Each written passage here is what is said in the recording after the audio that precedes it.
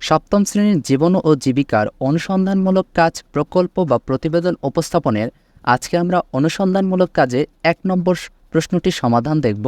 সম্পূর্ণ ভিডিওটি মনোযোগ সহকারে দেখার চেষ্টা করো। আগামী ১ সপ্তাহে তোমার ও তোমার পরিবারের সদস্যদের আর্থিক লেনদেনগুলো লক্ষ্য করো। এ সফল লেনদেনের মধ্যে কোনটি বা কোনগুলো তোমার কাছে যৌক্তিকভাবে সম্পন্ন করা হয়নি বলে মনে হয়েছে তা ছকে লেখো। প্রিয় শিক্ষার্থীবৃন্দ, এটি তোমাদের পৃষ্ঠা নম্বর ৬৬ থেকে মূল বইয়ের অংশ হিসেবে তুলে ধরা হয়েছে।